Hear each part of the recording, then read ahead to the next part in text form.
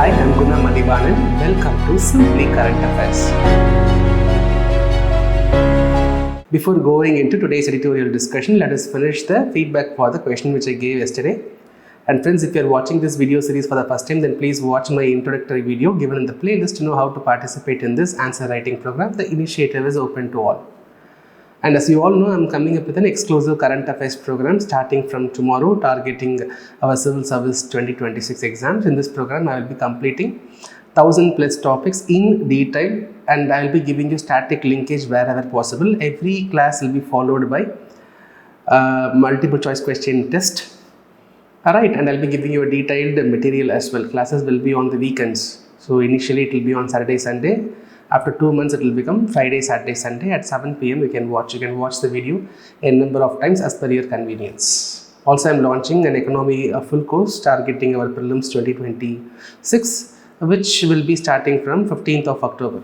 To know more details about our programs, you can click the link given in the description, or you can also visit our website www.simplycurrentaffairs.com.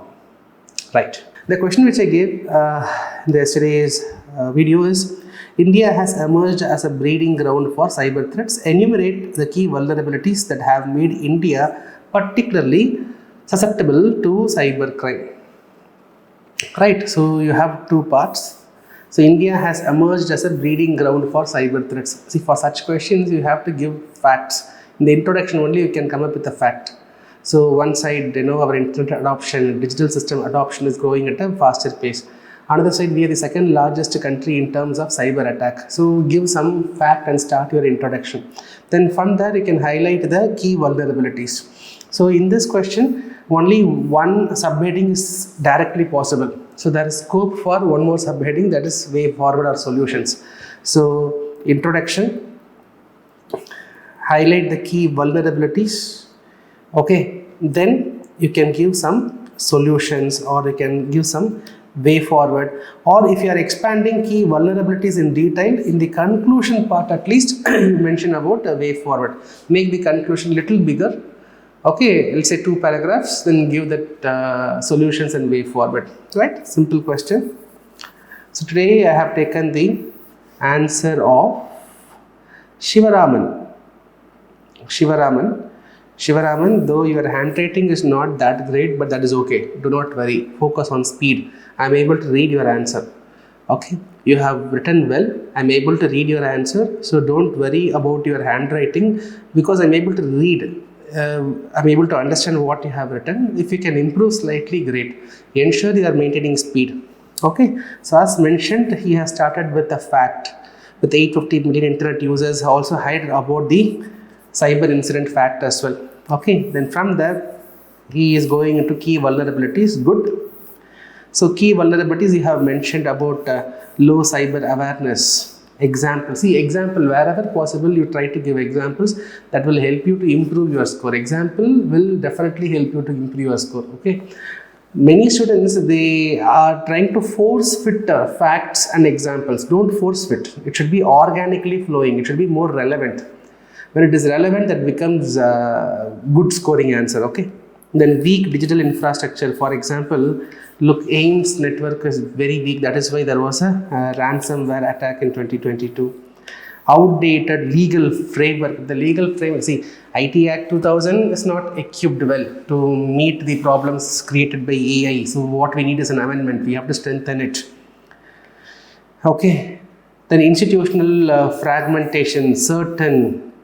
Right, NCIIPC, I think this National Center Information Infrastructure Protection Center, if I'm not wrong. Try to expand it, whatever you are giving. This is not a very common, see, WHO everyone knows, but NCIIPC not everyone knows. So such less heard institutions, better you abbreviate it. Then dependence on imported technologies, that will make us vulnerable. We are not working on our own. When we import, there's every chance that can come up with some kind of vulnerability, will be affected. Cross-border unconventional new age terrorism. Alright, so way forward. Good, you have given 3 points under way forward. That is, we can come up with an AI based detection center. Enforce digital, here, see, you are saying that enforce DPDP Act. In DPDP Act, we are implementing it. If you say enforce DPDP Act, it appears as if government has not done anything at all. Okay, so don't mention like that. You can say that what we need is a more effective implementation of DPDP Act. We can mention that we have to strengthen the national cyber security strategy further. And what is this National Cyber Security Strategy 2024? Oh, I have heard about 2020 strategy, and before there was a strategy. What is this 2024 strategy? I'm not able to understand. But don't use such little harsh words. Enforce, implement. Say that effective implementation, strengthen it further. Okay. Then conclusion is good. So if you want to achieve a $1 trillion digital, $1 trillion government aims to achieve the digital economy only. If there is so much of vulnerabilities and gaps, all the money earned will be lost. Okay, will be leaked. So we have to strengthen our digital growth along with cyber security, right? And ensure literacy, legal readiness, and achieve $1 trillion digital economy. Nice answer. Very good answer. Nice answer. So yes, now we will move on to today's editorial discussion. So we have taken an editorial topic from Business Standard. The topic deals with India's economic resilience. Recently in a conclave, Finance Minister was highlighting about India's economic resilience amid global turmoil. In the same event, our RBI governor was also highlighting that we have achieved a resilient equilibrium growth.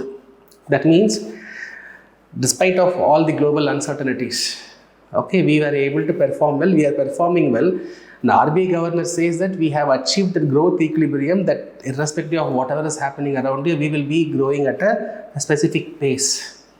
Now, this argument inspires confidence, but we have to have a reality check. This article is trying to do that reality check.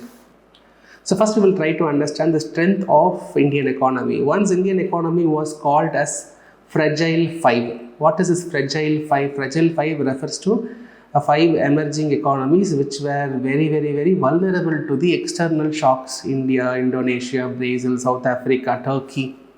These countries were called as Fragile 5. So for example, when developed countries like America, Europe, when they change their interest rates, immediately there will be a change in the capital flow in and out of India and other countries which I mentioned. The point is, Fragile 5 means that refers to 5 economies which are vulnerable to the external policies.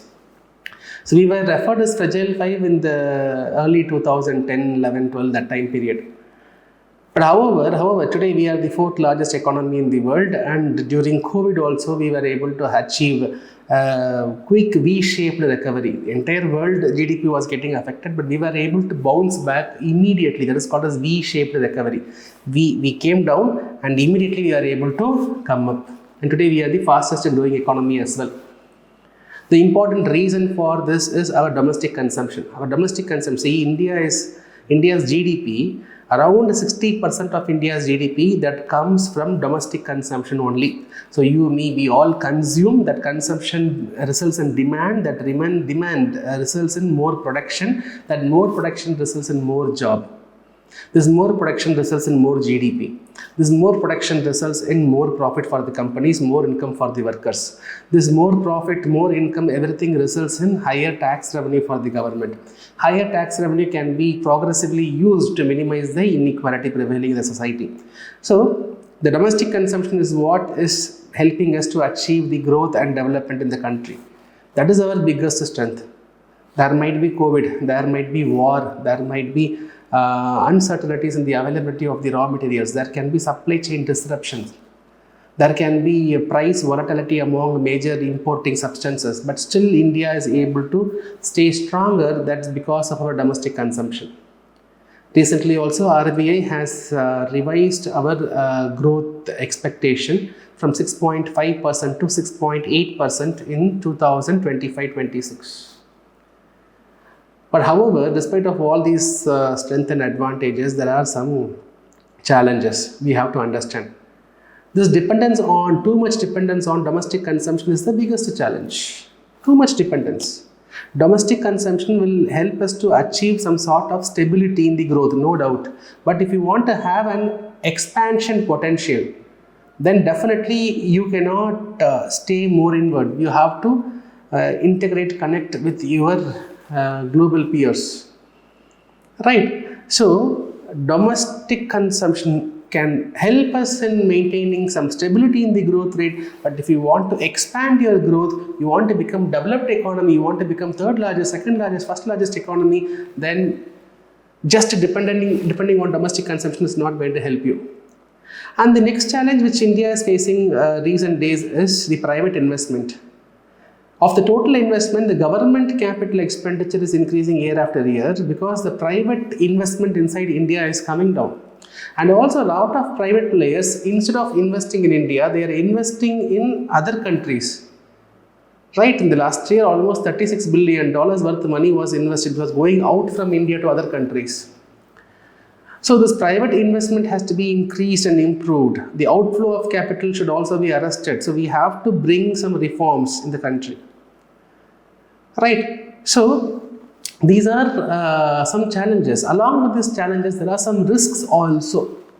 What is that risk, sir? See, such too much of over dependence on domestic consumption might make our policies more inward and protectionistic. Right. So if you are depending, if you are going to depend more on the domestic consumption, then we will not think about the external trade, we will not think about the external investments, we will think only inward, we will become more protectionistic. All these might not result in productivity. All these might not result in private investments. All these might not result in expanding our economy. See, as I mentioned already, to expand our economy, protectionism cannot support us. Not protectionism. To expand our economy, domestic consumption alone is not sufficient. We need to bring in more private investments. Government investments is fine, but only private investments will bring in more jobs. Sustainability in the growth can be achieved only when private players brings investments. Right. So this is very, very important. And also, as I said, a lot of money is going outside India. That also we have to arrest. And such over dependence on domestic consumption might not give importance for the external trade. Your export and import might not happen. So your export potential can also be affected. Right. So when you export, when you import, only at that point of time, consumers will be having more choices. And only when you export, you will be getting additional source of revenue. China is an export-led economy. Their GDP is largely coming from exports. Right. So these are some risks of focusing only on domestic consumption. The thing is, we cannot expand our potential. And at over a point, our productivity will be affected, our efficiency will be affected. Right. So what shall we do? So we have to bring some reforms. To address this, we have to bring some reforms. Most importantly, we have to bring in more private investments, for which we have to bring in reforms in land, market, labor. Land acquisition should be made easy. Labor reforms, there should not be very, very rigid labor norms, or else private players will not come and invest in India. If you want to make India as a manufacturing hub, then we have to give some consideration for the private players in the form of land reforms, market reforms, as well as labor reforms. Without compromising the social security and the wellness of the laborers, we have to bring some sort of flexibility for the private players to come and invest in India. Another side, government should go for fiscal consolidation. Fiscal consolidation means what? Fiscal consolidation is the efforts taken to reduce the fiscal deficit. Okay. So reducing the fiscal deficit means what? Fiscal deficit is the amount government borrows. So this article says government should reduce the borrowing. When government reduces the borrowing, so government borrows from the market. When government reduces the borrowing, in the market you will have more money supply. When you have more money supply, the interest rate will be less.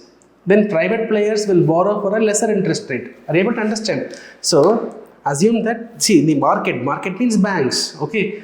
Banks and other sources where which you can raise money. So in the market, if money is limited and the government is going to borrow most of the money, then very lesser amount of money will be available for private players. Lesser amount of money, demand will be high, interest will be increasing. Now, if the government is borrowing less, then there will be adequate money for the private players, and this adequate money, interest is not going to increase. So fiscal consolidation is very important, and also government should think of more privatization. So it is better to government focus more on the public administration and governance. Let government leave the business to the private players. Right. So all these investments, private players' investments is very important. Government should reduce the should reduce their borrowings and ensure private players are getting better reforms and better public administration. So all these are something which we have to focus on. Right. Indian economy has proven indeed resilient, but resilience alone is not sufficient. Self-reliance means capacity to compete globally and not retreating into protectionism. Right? Right, friends, I hope you got clarity on the topic what we discussed today. Now, based on our discussion, I'll give you a question. While India's dependence on domestic consumption has provided resilience during global turmoil, it may constrain its path to becoming a developed economy. Analyze this paradox. 10-marker question. Right? So, submit your answer before 9 a.m. tomorrow. Mail at upsc@gunasir@gmail.com. So, submit your answer in PDF format, and in the YouTube video comment section, please leave a comment that you have sent me the email. Right? Okay, I will see you on Monday with another interesting editorial topic. Till then, bye. Take care. But before that, please do watch all our other playlists and share it with your friends. Okay? So yes, I will see you in the next video. Till then, bye. Take care from Guna Mathivanan.